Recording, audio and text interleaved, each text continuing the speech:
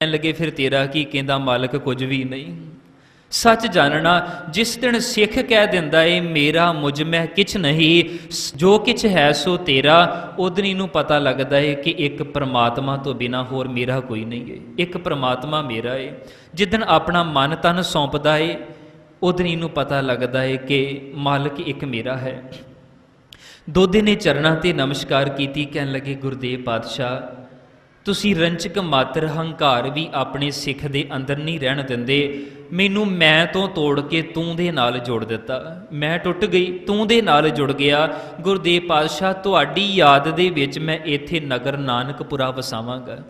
मेरे गुरुदेव पातशाह मुस्कुराए, कहन लगे दोदिया ऐसी गलती नहीं करनी। कहन लगे गुरुदेव पातशाह तुसीं इत्थे आए, ये सारे खेत मालिक दे बख्शे होए अपने ने। कहन लगे तुहाडी याद दे विच इत्थे नानकपुरा नगर वसेगा।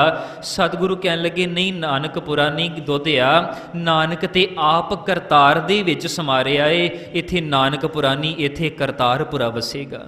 कहते नानक दे नाल नहीं करतार दे नाल जुड़ जा।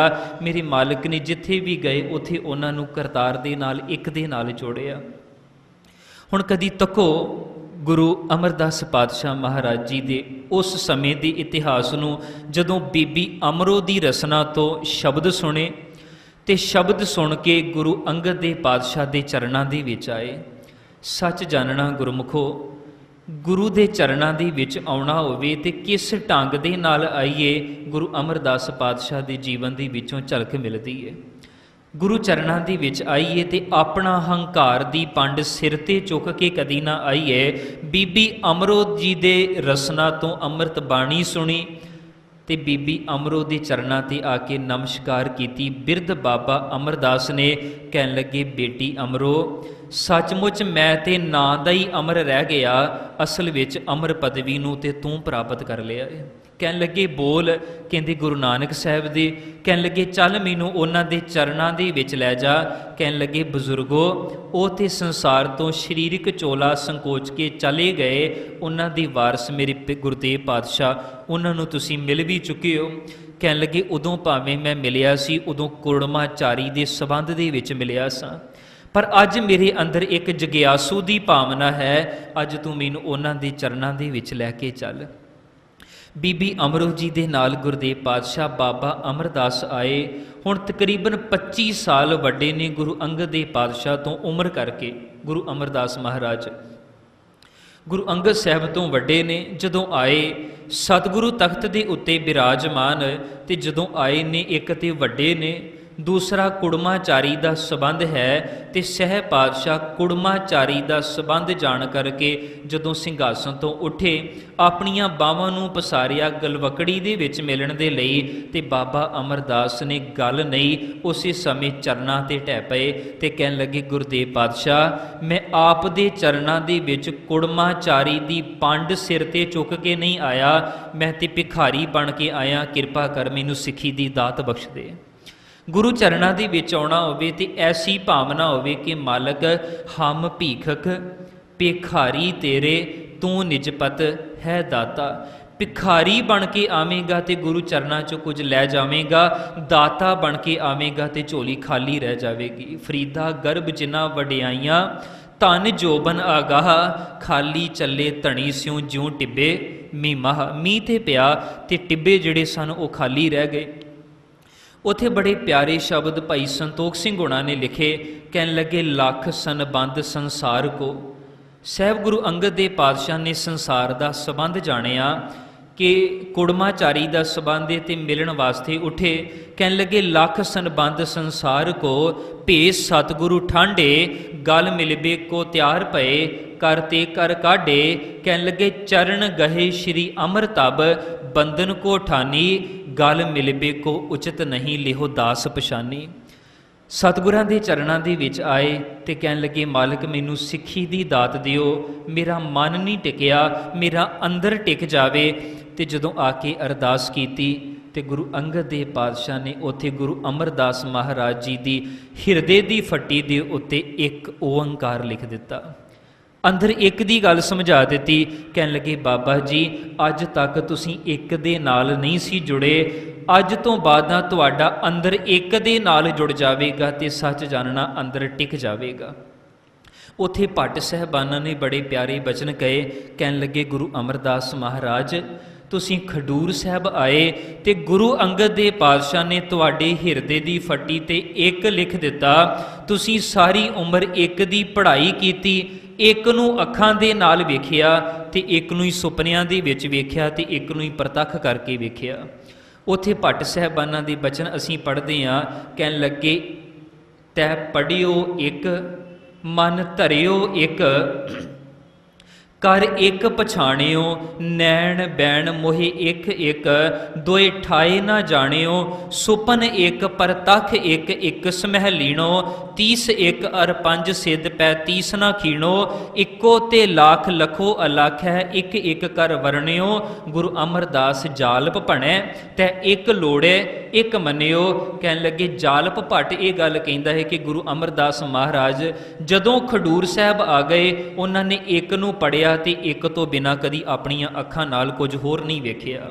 ਉਹਨਾਂ ਦੇ ਸੁਪਨੇ 'ਚ ਵੀ ਇੱਕ ਤੇ ਉਹਨਾਂ ਦੀ ਜਾਗਰਤ ਅਵਸਥਾ ਦੇ ਵਿੱਚ ਵੀ ਇੱਕ। ਗੁਰਮੁਖੋ ਅੰਮ੍ਰਿਤ ਬਾਣੀ ਨੇ ਸਾਨੂੰ ਇੱਕ ਦੇ ਨਾਲ ਜੋੜਿਆ। ਆਖਰ ਦੇ ਵਿੱਚ ਭਾਈ ਗੁਰਦਾਸ ਜੀ ਹੋਣਾ ਦਾ ਇੱਕ ਬਚਨ ਕਹਿ ਕੇ ਸਮਾਪਤੀ ਕਰਾਂ। ਭਾਈ ਸਾਹਿਬ ਨੇ ਬੜੀਆਂ ਉਦਾਹਰਨਾਂ ਦਿੱਤੀਆਂ। ਕਹਿਣ ਲੱਗੇ ਸੱਚ ਜਾਣੀ ਇਹ ਮੇਰੇ ਪਿਆਰੇ ਗੁਰੂ ਕੇ ਸਿੱਖ ਇੱਕ ਦੇ ਨਾਲ ਜੁੜ ਜਾਵੇਗਾ ਤੇ ਇੱਕ ਦੇ ਦਰ ਤੇ ਪਹੁੰਚ ਜਾਵੇਗਾ। ਜਗ੍ਹਾ ਜਗ੍ਹਾ ਤੇ ਜਾਣ ਵਾਲੇ ਕਹਿਣ ਲੱਗੇ ਰਸਤੇ ਦੇ ਵਿੱਚ ਹੀ ਰਹਿ ਜਾਂਦੇ ਨੇ। ਉੱਥੇ ਉਹਨਾਂ ਨੇ ਬਚਨ ਬੜੇ ਪਿਆਰੇ ਕਹੇ। ਕਹਿਣ ਲੱਗੇ ਘਰ ਦੇ ਵਿੱਚ ਆਪਾਂ ਸ਼ੀਸ਼ਾ ਵੇਖਦੇ ਹਾਂ, ਆਈਨਾ ਸ਼ਬਦ ਵਰਤ ਲਈਏ, ਸ਼ੀਸ਼ਾ ਵੇਖਦੇ ਹਾਂ। ਕਹਿਣ ਲੱਗੇ ਇੱਕ ਸ਼ੀਸ਼ੇ ਦੇ ਵਿੱਚ ਮੂੰਹ ਵੇਖੇਗਾ ਤੇ ਚਿਹਰਾ ਇੱਕ ਦਿਸੇਗਾ, 2 3 ਜਾਂ 4 ਸ਼ੀਸ਼ਿਆਂ 'ਚ ਮੂੰਹ ਵੇਖੇਗਾ ਤੇ ਤੇਰੇ ਮੂੰਹ ਲੱਖਾਂ ਦੀ ਤਾਦਾਦ ਦੇ ਵਿੱਚ ਬਣ ਜਾਣਗੇ, ਇੱਕ ਮੂੰਹ ਨਹੀਂ ਦਿਸੇਗਾ। ਦੂਜੀ ਉਦਾਹਰਣ ਦਿੱਤੀ। ਕਹਿਣ ਲੱਗੇ ਕਿਸੇ ਨੇ ਨਦੀ ਨੂੰ ਪਾਰ ਕਰਨਾ ਹੋਵੇ ਤੇ ਇੱਕ ਬੇੜੀ ਦੇ ਵਿੱਚ ਅਸਵਾਰ ਹੋ ਕੇ ਪਾਰ ਹੋਇਆ ਜਾਂਦਾ ਏ, ਜਿਹੜਾ 2 ਬੇੜੀਆਂ ਦੇ ਵਿੱਚ ਲੱਤਾਂ ਰੱਖ ਲਏ ਉਹ ਅੱਧ ਵਿਚਕਾਰ ਹੀ ਡੁੱਬ ਜਾਂਦਾ ਏ। ਤੀਸਰੀ ਉਦਾਹਰਣ ਉਹਨਾਂ ਨੇ ਦਿੱਤੀ। ਕਹਿਣ ਲੱਗੇ ਕੋਈ ਦਲਦਲ ਦੇ ਵਿੱਚ ਫਸਿਆ ਹੋਵੇ ਤੇ ਉਹ ਆਪਣਾ ਸੱਜਾ ਹੱਥ ਕਿਸੇ ਨੂੰ ਪਕੜਾ ਦੇਵੇ, ਖੱਬਾ ਹੱਥ ਕਿਸੇ ਨੂੰ ਪਕੜਾ ਦੇਵੇ। ਕਹਿਣ ਲੱਗੇ ਬਾਹਰ ਤੇ ਨਹੀਂ ਨਿਕਲੇਗਾ, ਉਹਦੀਆਂ ਹੱਥ ਤੇ ਉਹਦੀਆਂ ਬਾਹਾਂ ਟੁੱਟ ਜਾਣਗੀਆਂ। ਜੇਕਰ ਇਸ ਦਲਦਲ ਦੇ ਵਿੱਚੋਂ ਬਾਹਰ ਨਿਕਲਣਾ ਹੀ ਤੇ ਹੱਥ ਆਪਣਾ ਇੱਕ ਨੂੰ ਪਕੜਾ ਦੇ। ਕਹਿਣ ਲੱਗੇ ਜਦੋਂ ਇੱਕ ਰਸਤਾ ਹੋਵੇਗਾ ਜੀਵਨ ਦਾ ਤੇ ਇਹ ਮੰਜ਼ਿਲ ਤੇ ਪਹੁੰਚ ਜਾਵੇਗਾ। ਜਦੋਂ ਦੁਬਦਾ ਦੇ ਵਿੱਚ ਪੈ ਗਿਆ, ਦੋ ਰਸਤਿਆਂ ਦੇ ਵਿੱਚ ਫਸ ਗਿਆ, ਕਦੀ ਇੱਧਰ ਨੂੰ ਚਲਾ ਗਿਆ ਤੇ ਕਦੀ ਉੱਧਰ ਨੂੰ ਚਲਾ ਗਿਆ, ਕਦੀ ਗੁਰੂ ਚਰਨਾਂ 'ਚ ਆ ਕੇ ਨਮਸਕਾਰ ਕਰ ਦਿੱਤੀ ਤੇ ਕਦੀ ਤੇਲ ਪਾਉਣ ਦੇ ਲਈ ਸ਼ਨੀ ਦੇਵਤੇ ਤੇ ਚਲਾ ਗਿਆ, ਕਦੀ ਪੰਡਤ ਨੂੰ ਹੱਥ ਵਿਖਾਉਣ ਦੇ ਲਈ ਤੇ ਕਦੀ ਤਾਂਤਰਿਕਾਂ ਦੇ ਕੋਲ ਚਲਾ ਗਿਆ। ਕਹਿਣ ਲੱਗੇ ਸਾਜਰਾਣੀ ਅੱਧ ਵਿਚਕਾਰ ਹੀ ਰਹਿ ਜਾਵੇਗਾ, ਲੱਗਣਾ ਤੂੰ ਕਿਸੇ ਪਾਸੇ ਨਹੀਂ ਹੈ। ਅਗਲੀ ਉਦਾਹਰਣ ਦਿੱਤੀ। ਕਹਿਣ ਲੱਗੇ ਇੱਕ ਸ਼ਹਿਰ ਦਾ, ਇੱਕ ਦੇਸ਼ ਦਾ ਜਾਂ ਇੱਕ ਪਿੰਡ ਦਾ ਇੱਕ ਰਾਜਾ ਹੋਵੇ ਤੇ ਜਿਹੜੀ ਉਥੋਂ ਦੀ ਪ੍ਰਜਾ ਹੁੰਦੀ ਏ ਉਹ ਸੁਖੀ ਵਸਦੀ ਏ। 2 ਰਾਜੇ ਪੈਦਾ ਹੋ ਜਾਣ ਤੇ ਉਹ ਆਪਸ ਵਿੱਚ ਲੜਦੇ ਨੇ ਤੇ ਪ੍ਰਜਾ ਵੀ ਦੁਖੀ ਹੁੰਦੀ ਏ।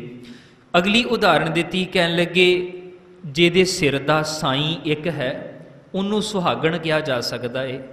ਕਹਿਣ ਲੱਗੇ ਜਿਹਦੇ ਸਿਰ ਦਾ ਸਾਈਂ ਇੱਕ ਹੈ ਸੁਹਾਗਣ ਹੋਏ ਤੇ ਜਿਹਦੇ ਸਰੀਰ ਦੇ ਮਾਲਕ ਅਣਗਿਣਤ ਹੋ ਜਾਣ ਉਹ ਸੁਹਾਗਣ ਨਹੀਂ ਹੋ ਸਕਦੀ, ਉਹਨੂੰ ਗਨਕਾ ਕਿਹਾ ਜਾਂਦਾ ਏ।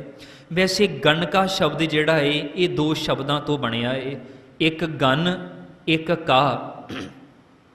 ਗਨ ਦਾ ਅਰਥ ਹੈ ਅਣਗਿਣਤ ਤੇ ਕਾ ਦਾ ਅਰਥ ਹੈ ਦਾ। ਕਹਿਣ ਲੱਗੇ ਉਹ ਸਰੀਰ ਜਿਹਦੇ ਉੱਤੇ ਅਣਗਿਣਤਾਂ ਦਾ ਹੱਕ ਹੋ ਜਾਵੇ, ਅਣਗਿਣਤਾਂ ਦਾ ਕਬਜ਼ਾ ਹੋ ਜਾਵੇ, ਉਹਨੂੰ ਗਨਕਾ ਕਿਹਾ ਜਾਂਦਾ ਏ। ਉੱਥੇ ਭਾਈ ਸਾਹਿਬ ਭਾਈ ਗੁਰਦਾਸ ਜੀ ਨੇ ਬਚਨ ਕਹੇ। ਕਹਿਣ ਲੱਗੇ ਗੁਰੂ ਕਿਆ ਸਿੱਖਾ ਇੱਕ ਦੇ ਚਰਨਾਂ ਦੇ ਨਾਲ ਜੁੜ ਜਾਵੇਗਾ ਤੇ ਤੇਰੇ ਜੀਵਨ ਦੀ ਨੌਕਾ ਵੀ ਪਾਰ ਲੱਗ ਜਾਵੇਗੀ।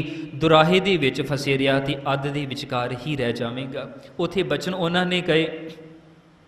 ਕਹਿਣ ਲੱਗੇ ਦੋਏ ਦਰਪਨ ਦੇਖਿਆ ਏਕ ਸਹਿ ਅਨੇਕ ਰੂਪ, ਦੋਏ ਨਾਵ ਪਾਵ ਧਰੈ ਪਹੁੰਚੇ ਨਾ ਪਾਰ ਜੀ, दोए दशा गहे गहाए के हाथ पाम टूटै, दुराहे दुचित होए भूल पग धार जी।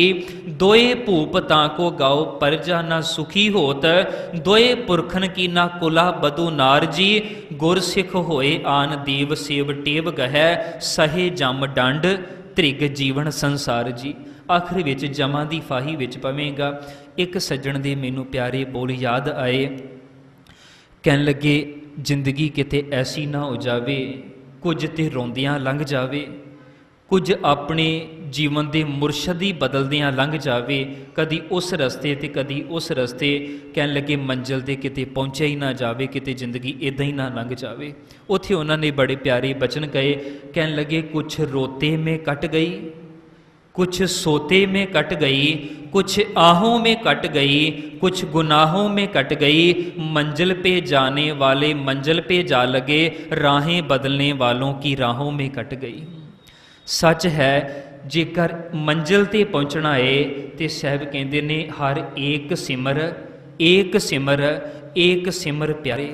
जेकर मंजिल ते लगना है तो कह लगे कबीर प्रीत एक स्यों कीए, आन दुबदा जाए एक दे नाल प्यार कर ला। कबीर सूख ना यह जुग करे जो बहुते मीत, जो चित राखै एक स्यों ते सुख पावै नीत। जेकर एक नूं अपना मना लिया तो एक दे चरना तक पहुँच जावांगे।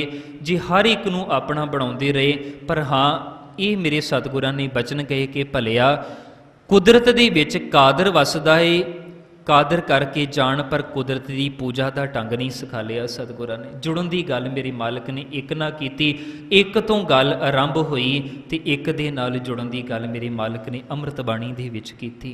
धन गुरु ग्रंथ साहिब पातशाह जी का प्रकाश दिहाड़ा मना रहे हैं। गुरमुखो, एक दे नाल सुरत जुड़ जावे, एक दे नाल जीवन जुड़ जावे।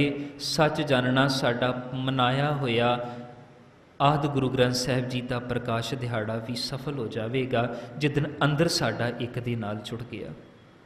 गुरु चरनां दे विच आया करिए ते अरदास करया करिए कि मालिक किरपा कर मन टिक जावे, तेरे चरनां ते भरोसा बन आवे, तेरे चरनां दे उत्ते विश्वास बन जावे। साहिब कहंदे जां के हृदय विश्वास प्रभ आया, तत् ज्ञान तिस मन प्रगटाया। गुरु चरनां दा प्यार रोज़ाना दी गुरसंगत पातशाह तो उठ के बख्शिश करन, एक दे नाल जुड़ सकीए। बाहर प्रकाश मना रहे हैं, गुरु चरनां च अरदास करिए कि दाता ये बाणी दा प्रकाश साडे अंदर भी हो जाए। इतनी सेवा प्रवान करनी, सतगुरु किरपा करन।